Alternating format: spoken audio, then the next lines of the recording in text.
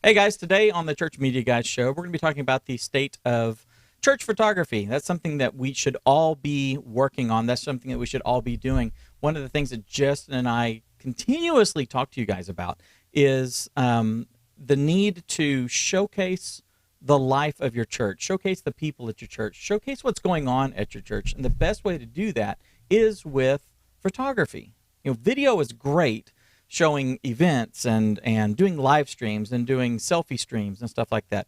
That's all fantastic. But when people go to your website and they start taking a look through the pages of your website, one of the things that they are looking for is people that are like them. And if you're using stock photography, if you're using, well, I mean, don't even get me started on just showing a picture on the masthead of, your big, beautiful building. I didn't tell anybody anything other than you guys have a big mortgage. But when it comes to showcasing the people in there, stock photography doesn't do that.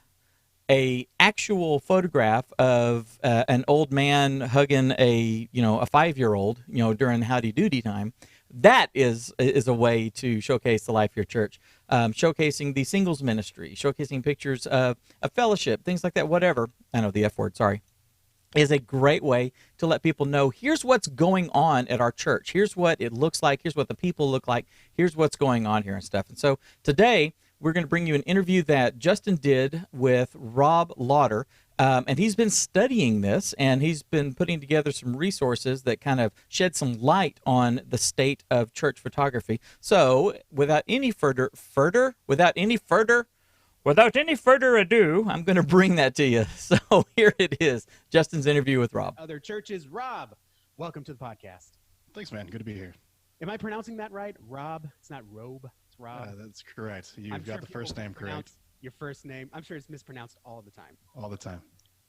Well, very cool. So we can get to know you a little bit better. I got some quick fire questions for you. Are you ready? I'm ready. All right. I think I'm ready. Am I ready? Number one. Coke or Pepsi? Mountain Dew right now. So it's a Pepsi Mountain product. Dew. It's getting all jacked up over there. Yep. Number two, coffee or tea? Coffee all day long. Coffee. Black coffee, or do you like it white like me? I like a little bit of coffee in my cream. Okay, gotcha. I am the exact same way. I don't like the taste of coffee, but you got to drown it to get the effects. I love it. Number three, we normally do a few more, but I want to get into the interview. So let me ask you this: number three, Star Wars or Star Trek? Star Wars all the way. Star Wars. Okay, fantastic. Okay, so the interview can now continue. Okay. Our little test here. Did I pass? Fantastic. So Rob, for those that don't know you, you're everywhere to me on social media, but for those that don't know you, give me a little bit of a history about where you've been, where you are, and what do you do? Who are you? Yeah, so I guess let's start in the present. So you mentioned I am the director of digital at the Summit Church. So that's in Raleigh, Durham, North Carolina. We've got 10 campuses, 11K or so in average weekend attendance. Our pastor happens to be the president of the Southern Baptist Convention right now, which has been a wild ride for us for the past couple of years, posing some really cool opportunities and also some unique challenges in the church communications world. So in my role, I oversee everything that's pretty much not printed at Summit. That's email, social media, website, app, etc. And I've got a really great team that works with me to make that happen.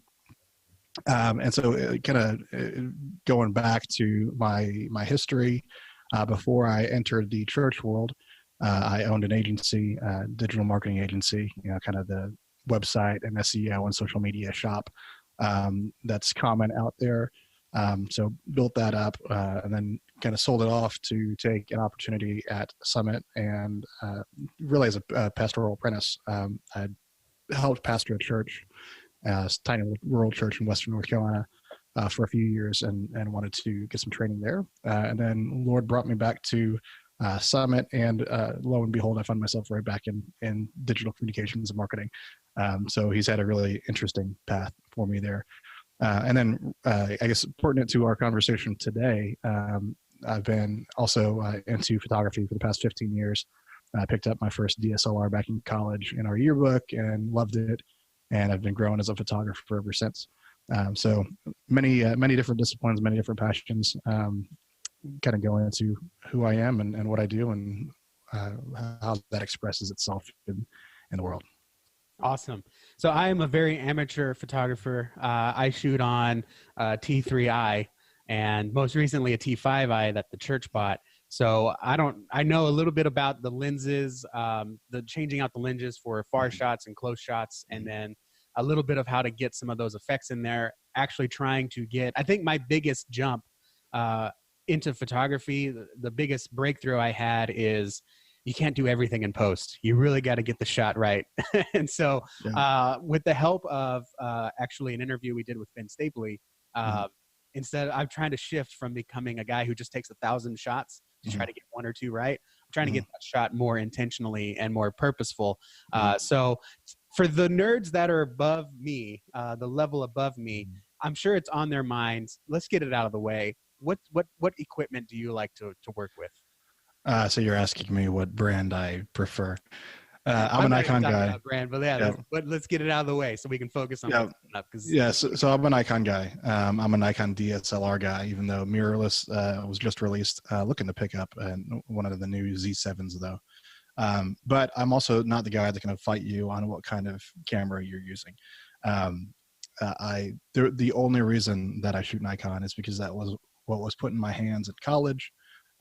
After I graduated and I didn't have my own gear and I had kids and I wanted to document my kids' lives, I just happened to pick up a Nikon because that's what I knew. And then when I upgraded to pro gear, I just kept on the Nikon train. So one of the things that we talk about in some of our courses is the every brand, every model has its own pros and cons, strengths and weaknesses, and it's really ultimately down to a matter of preference a lot of times.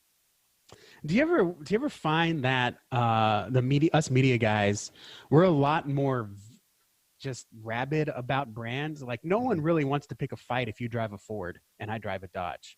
But if I use a Canon and you use a Nikon, oof, I have some words for you. You ever find that difference? I find it fascinating. So I grew up in rural North Carolina, and if you do drive a Dodge, you probably would get run out of the county. So that's not universally true. Okay. But yeah, I'm not that way with camera gear, but when it comes down to my iPhone, I will fight you over it. Okay.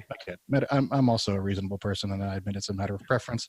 But I am wholly stuck in the iOS and Apple ecosystem.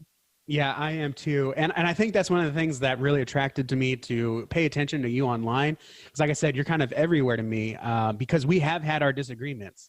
And I remember one night I had put my daughter to bed and I put something in the church communications group in response to someone talking about in-person visitation versus digital strategy. And I had just put this was years ago, but I had just put something up that was like, okay, so the pastor spent this amount of hours reaching this many people, where a digital strategy could have used half that and reached twice that. And everyone kind of took me as like, this guy's crazy. They didn't say it, but I felt like, okay, am I going to get kicked out here? And you had actually stepped in after we had already had 2 or 3 disagreements online. And you were like, guys, like, let's see where he's coming from. And let's bring it down into church resources.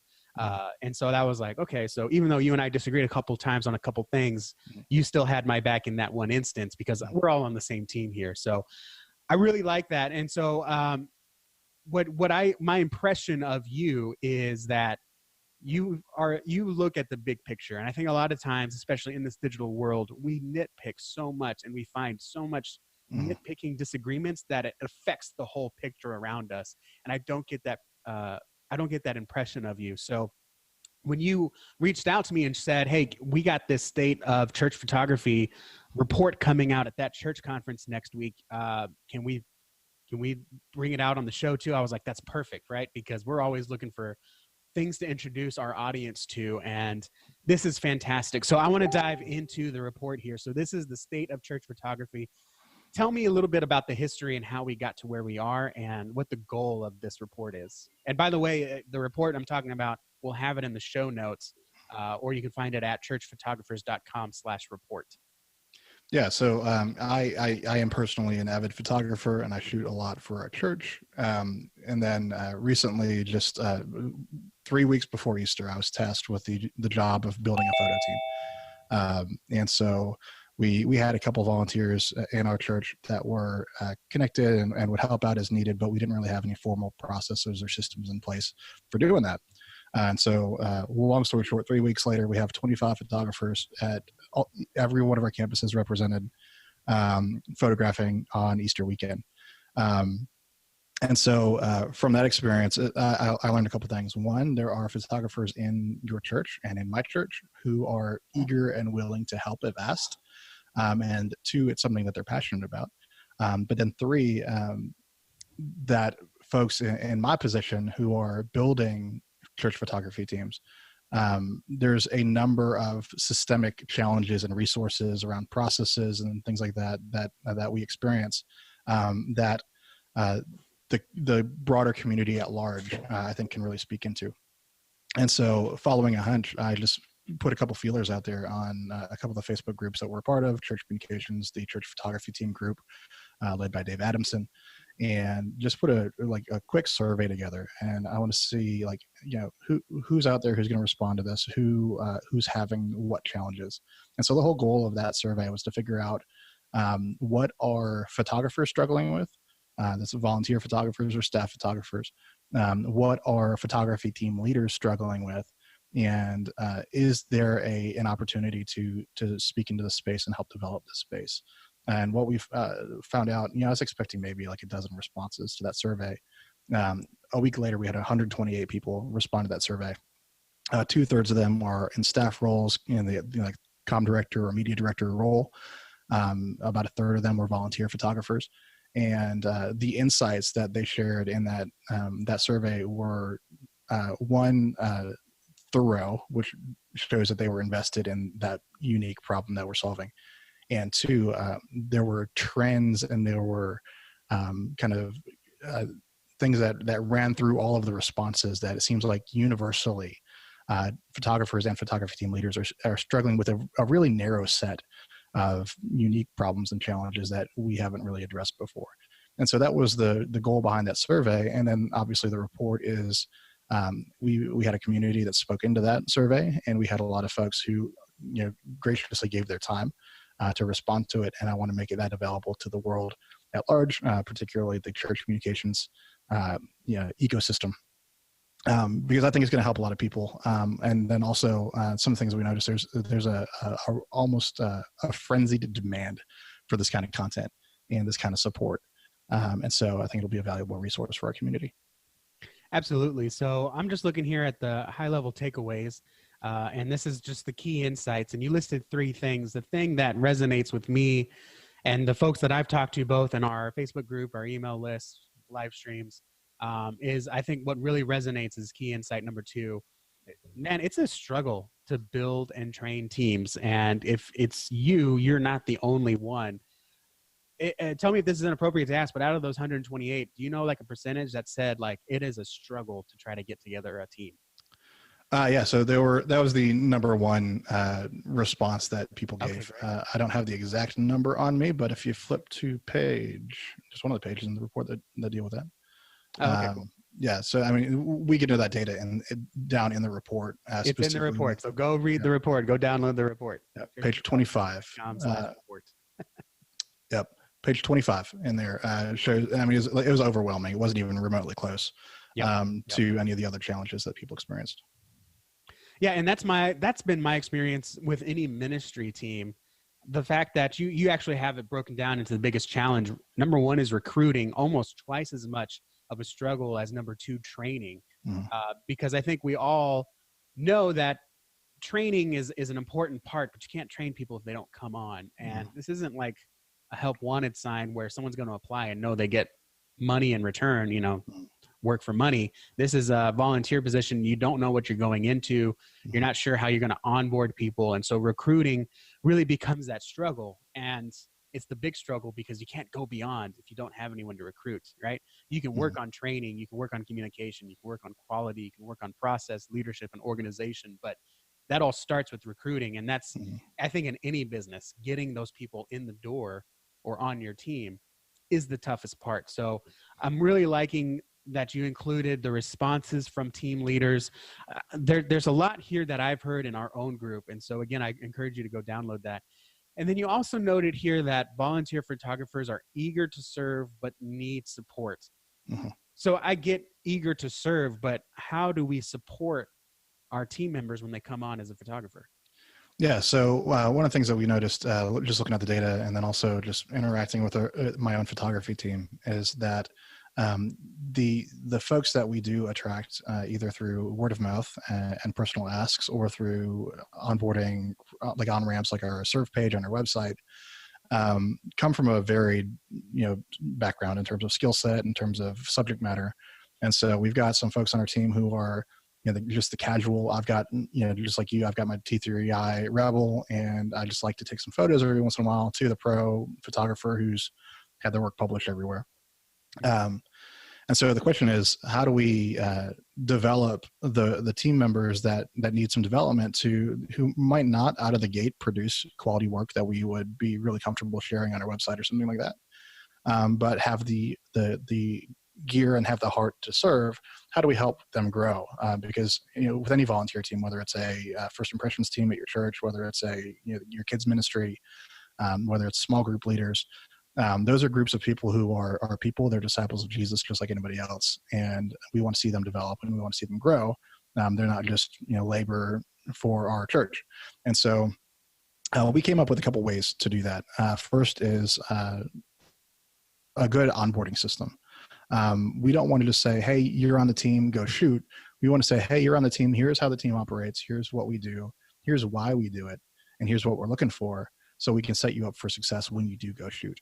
And so we, any photographer who expresses interest in serving on our team through our interest form, the first step is for them to go through our onboarding session. And we hold that every 2 months, 30 minutes. They get, everything you need to know to shoot for Summit in a nutshell.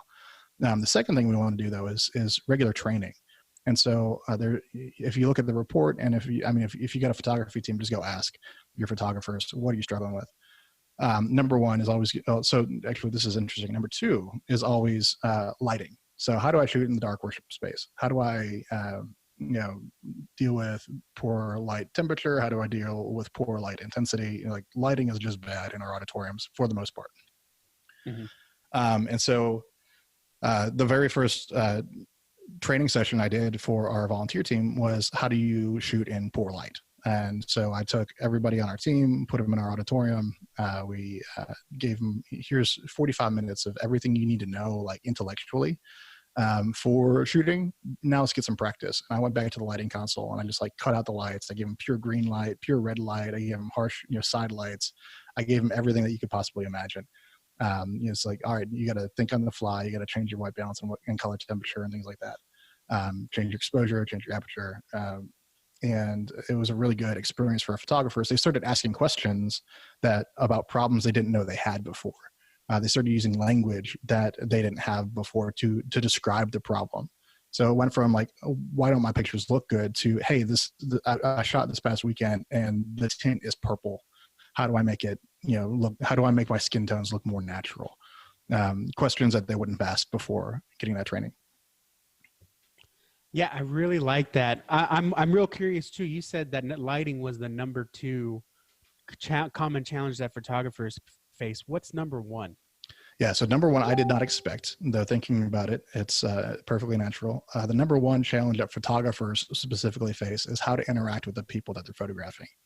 And so that's like, if you've been a photographer in a church setting, that's like, hey, you're in the lobby, you've got your camera, and suddenly it's like, you've got this bright blue or pink, like, target on your face, and everybody's looking at you like you've got 3 heads. And it's really uncomfortable for the photographer, and probably equally uncomfortable for the person that's being photographed. And so I think a lot of us are in the field of photography because we want to be behind the camera. We want to be the ones that are observing, but suddenly the attention's turned on us when we want it to be on others. And so the number 1 thing that photographers struggle with is interacting with people. And so that was something I didn't expect. It makes perfect sense though. And something that I think photographers can learn to overcome with some experience and with some coaching. Yeah. And then looking ahead, because I don't want to give too much away from the report, is you not end it, but you wrap it up kind of with predictions going into 2020. And for me personally, as the guy that I don't prefer to run equipment, I prefer to run people. And so this is the most valuable for me as a team leader. the predictions into 2020. And I like the way you put it. Omniscience is not our spiritual gift, but we want to try to spot trends. And so you're predicting the three things here. Church communicators will increase investment in photography. Team leaders will innovate systems to lead their teams. Oh, there's actually four. Team leaders will invest time and budget to train their team, and a new market will develop for products to managing photos easier. And let me tell you, number four, the new market that's going to develop for products that are making managing photos easier. That's one of our number one questions when it comes to photography. How does my team get the pictures to me? How does my team edit them and then get them to me, or should they give them to me raw and I edit them? How do I get my pictures to an editor? Is that kind of the struggles that you're hearing a lot? Is the collaborative part of working as a team of photographers? So here's something interesting.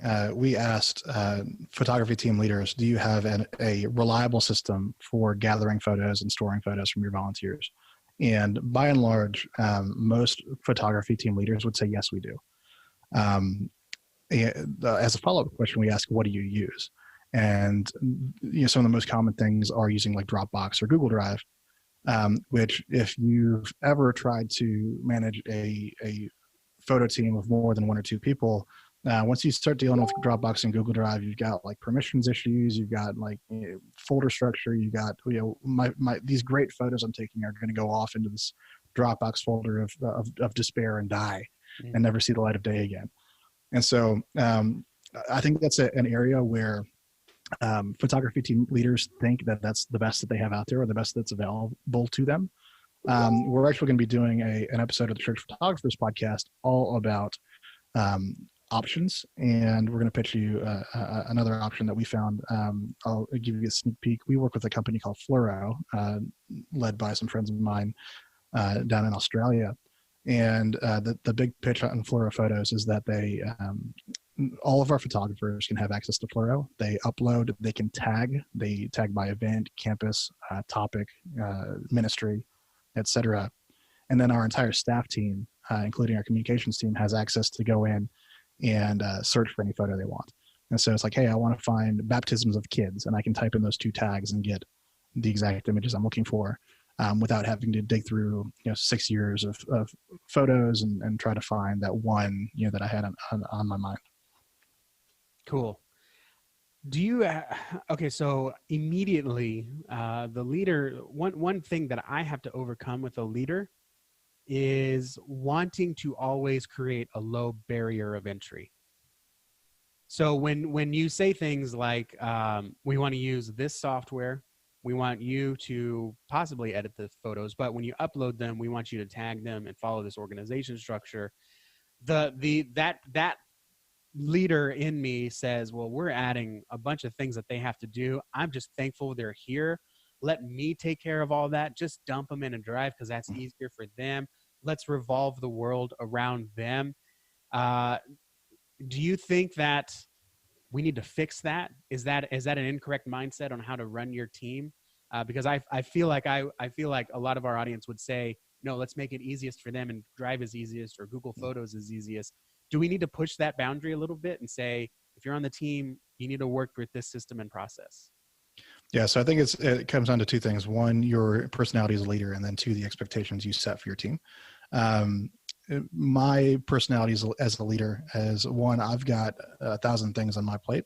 And so if you are going to serve on our team, emphasis being on the word serve, we're asking you to do that because we need the support, we need the help. And so I don't personally have the time and energy to sit and sift through photos and tag photos all day long. And so in our onboarding process, we set that expectation. We say, as a photographer on our team, we're not going to ask you to shoot every day or even every week. But when you do shoot, we expect you to edit your photos, export your photos, and then turn them around in 48 hours, and then upload them to our photo library with tags. To lower that barrier to entry, I give as much documentation as I possibly can. And so when you sign up for our photo team, you get a 30-page document with all of the systems and processes that we use. You get, step-by-step, here's how you set up an account with our photo library. Here's what you need to do when you upload. But really, it's not that much extra work to upload them to a tool like this than it is to upload them to Google Drive. You're opening a web page, you're dragging and dropping images into a box they're going to upload. And then really the only extra step you have to take is say, what campus were these taken at? And you just go through those, maybe 15 or 20 images that you're submitting, and add a few tags to each one. So it's an extra 5 minutes of work for each shoot, which I don't think is unreasonable.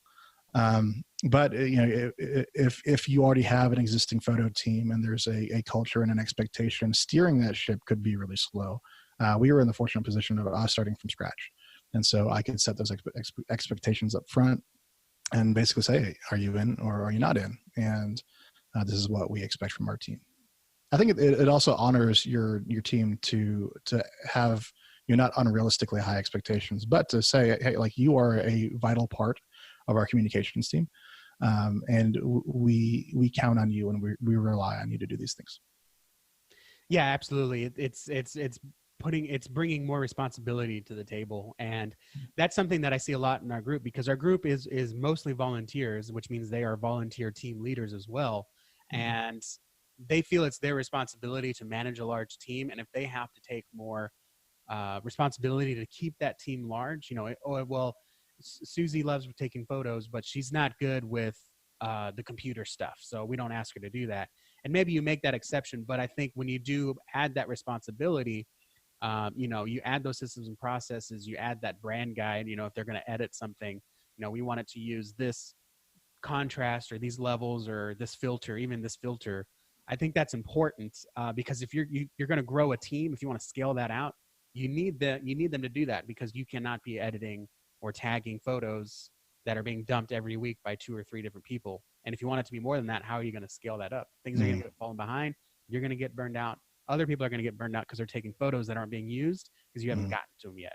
So I think that's really important. And setting up for 2020, we're talking about increasing investment in photography. We can't increase investment if we can't even handle the workload as it is, right? So I think that's really important, just that mindset to get into. So if you're listening to this, no matter what your ministry is, if you fall into that trap, as I have in the past, you got to let people have responsibility. And when you do that, I think you'll be surprised how often they choose to step up instead of run away. And I think that's a huge thing. Yeah, looking at our team, so yeah, we've got 40 people on the roster. I'd say 50-50 in terms of level of commitment. There's about half of them are, hey, yeah, I'm interested, and I'll help out when I can and where I can. The other half is like, yeah, I'm interested, and I'm all hands on deck. I'm all in, and I'm willing to do what it takes to make this team happen. And I think you'll find that on most volunteer teams too. You've got the folks who are really committed to, like, this is my joy, this is my passion. And then there's the other folks who are like, oh yeah, I mean, I can do this, maybe when I want to. And so I would much rather focus on the half that's committed and the half that's invested than the half that's not, and invest my energy there. And so, this, again, that's up to leadership style. I'm happy for that other half to find a different place to serve, that they're more willing to engage and be invested and be excited to do so. That is fantastic, Rob. There is so much more in the report here. Real quick, before we get to where people can find you, when someone downloads this report, in real quick blurb, what should they expect? And then what should their next steps be? Yeah, so this report is one of many resources that we're putting together for church photographers. Some are available now, so we're launching a podcast concurrent with this report. The podcast is designed to inspire and equip photo team leaders and their volunteers. And so we'll cover everything from leadership principles down to one of our episodes is going to be on just what we wish we knew as a startup photographer. And that turned into a 2-parter because we had so much to share. So when you visit churchphotographers.com, you'll be able to get our entire library of free resources. It does require membership. Membership is absolutely free. So just pop in your email, give us your deets, and we'll give you the goods. And then starting in the next couple of months, we're putting it down some premium courses for photography specifically. One, a course on how to lead a photography team, in which we're going to go through all the systems and processes that you need. But then 2, for the photography team leader who says, yeah, I need to train my team but I don't have the time or energy to do that, or maybe the expertise to do that, because some photography team leaders aren't photographers themselves. We're going to be putting together a series of courses for your team as well. So DSL fundamentals or DSLR fundamentals for church and how it pertains to the church environment. How do we shoot in poor lighting in church, et cetera. So those will be available starting in November of this year. That is fantastic. If folks want to connect with you online, or just follow the amazing thing you're posting, where can we find you online and connect with you? So I'm Rob Lauder on all the socials. It's Rob Laughter, but pronounced Lauder. And then I'm pretty active in most of the Facebook groups that we're part of. So you'll find me there. Awesome. Rob, thank you so much for your time today. I'm looking forward to all the church photographer resources coming out. Again, go to churchphotographers.com/report. Thanks, Rob. Thanks, Justin. Well, that was awesome. Hey, look who's here. What's going on, guys? I finally made it 20 minutes later. Yeah, how about that? Hey, Dave, I'm here. Dave's like, shut up. He's talking. Well, I'm glad you're here. Thank you so much. I'm glad I got to make it.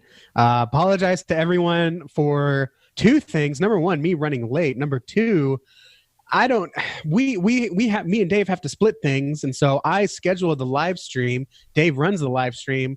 And between me, Dave, and YouTube, something gets lost in communication and live streams get mixed up. And I have no idea what's going on here.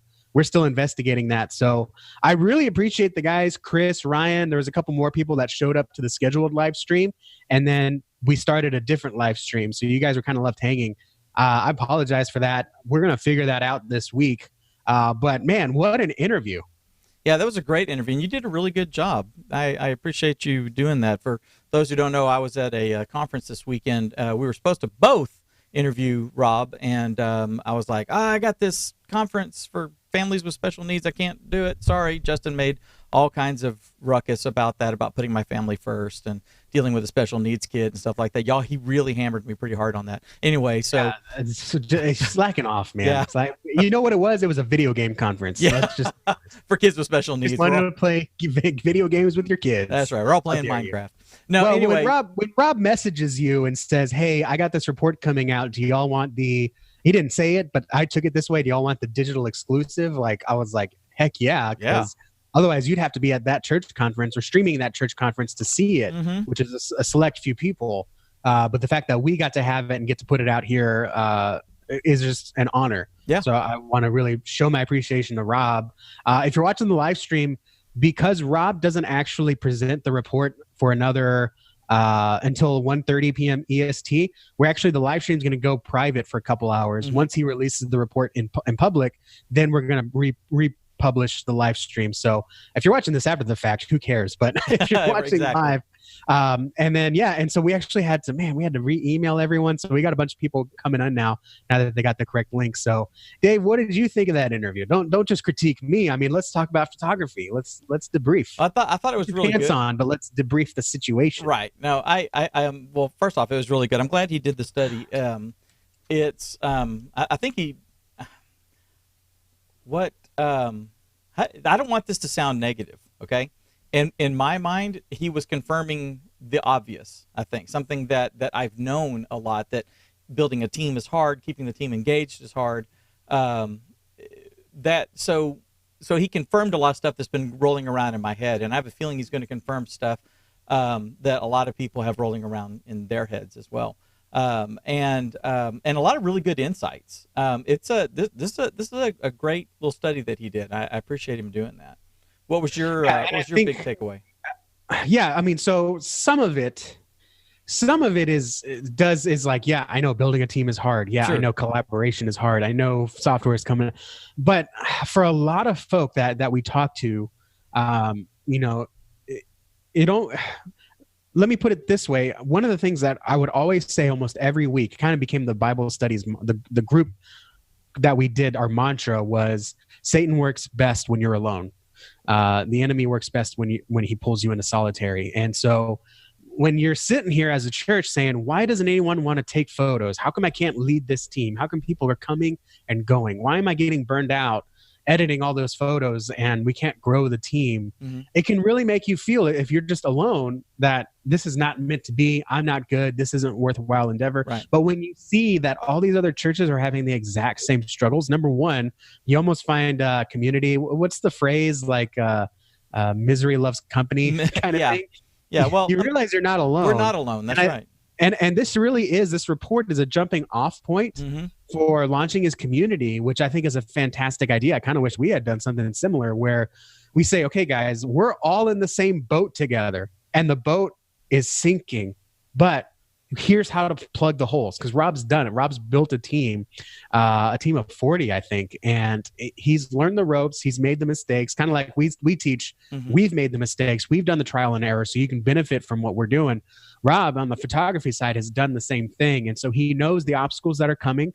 He knows the obstacles that you're facing, and he knows how to overcome them. And so using this report as a launch point to say, hey, you're not alone. Other churches are having the same issue. Other experts have been there, done that. Let's fight this battle together and fix, right the ship together, I think is insanely valuable. Mm-hmm. And so, yeah, you and me, like, we're in the thick of it. And it's like, man, yeah, we've kind of figured out that that's what's happening. But you and I have over 5,000 people following us across all our platforms that are asking us these questions every day. Right. Rob too, a little bit, but the fact that we can finally have them together in a photography specific community found in church photographers, I think is amazing. So I really like that he did that. I'm really impressed that he got these churches of all different sizes to come in, but also the ones that contributed most to the report are between 100 and 500 people, which is where most of you guys watching this fall. Either you're right at 100, maybe you're at a couple hundred. So this report is for you guys. It's for most of you guys. The guys, you and I don't want to help 2,000 plus attendance churches. We want to help everyone underneath that. So absolutely, I think this is insanely valuable. I'm incredibly honored that Rob gave us this opportunity. So let me check here. So Chris said his church has only one photographer, but his issue is media management. So yeah, is that the collaboration? Chris said that he thought Flickr was best. That Fluoro, go to fluoro.io. Uh-huh. I got my eye on it because they look like they're trying. The thing that turned me off to Fluoro at first was they just said they do everything, which anytime a software company says we do everything, it means that they try to do everything, right. And they do kind of jack of all trades, master of none. Job. Yeah, exactly. Yeah. But Fluoro really seems, so one of their web guys reached out to me and we spent some time together. And I'm going to say this. I have a feeling that Fluoro is going places, and I'm really excited to see where they're going as a young company. And go check it out. Just go check it out. That's what I'm trying to say. I really like that he's using that. And if Summit Church can use it, I think just about any of us can use it. Ryan in the chat said that his church uses SmugMug. SmugMug's been around for a long time, about as long as Flickr. Been around for a long time to do that. I'm curious. I'm a Google Photos guy. I use Google Photos, for Church Training Academy, for all of the photography I take with my phone, even things that like stock stuff that I take, like for the church, I'll upload there so that I can have it all in one repository that I can get at, from any computer I'm at or phone or something like that. I'm wondering how Google Photos would work, or if it's possible to make Google Photos work in a team environment, right? I know you can share an album for people to collaborate to, which that makes sense if we're doing the the youth camp album or the fall festival album or something like that. That's one thing. But do you know, I know you can add a team member to your Google Photos account. So like I could add my wife, and so now she's able to, make albums and have access to every picture I've ever taken and stuff. I'm wondering, are you aware of something that would work for teams Google-wise? Because most of us have Gmail accounts or Google Drive.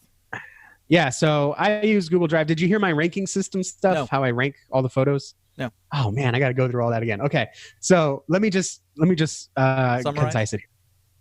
So when I edit in Lightroom, I give every photo a ranking. 1 star, 2 star. I reject 1 star, 2 star, 3 star, 4 star, 5 star. Mhm. Reject anything that's just like the thumb was over the lens or something like that. 1 star, 2 stars, usually it's too dark or it's too blurry. I can't do anything with it. 3 star is, it might be okay in an album with 100 other photos. But really I'm looking for 4 star and 5 star. 4 star is, it'll be good on social, Instagram, something that it'll live, but it's not really going to live forever. 5 star is the golden stuff. That's going to go on website publications, things that people like, welcome packets, stuff like that. So what I do is in Google Drive, I'll create a folder for the event. I'll create a folder and I'll put all the raw photos in there. I'll create another folder for the rankings, so I can anywhere I can get to the 5 star photos, the 4 star photos, and then I'll create another folder with all the edits and like what actually goes on what platform. So I don't, from my interview, I feel like Rob doesn't care for that because it's a lot of folders on folders on folders. Those are the wrong stacks on stacks on stacks we want. However, one thing that has me intrigued with Google Photos, and I just haven't gotten to use it this way, but one of the things that really made photography a ministry for me when I was the media IT director, and unfortunately I had to live through this, and I pray that none of y'all have to, was we had a death in our youth group. This is when I was in a youth group intern. I was a youth intern, and they said, give me all photos we have of Josh. Of course, I was at every event, every Sunday, usually taking photos.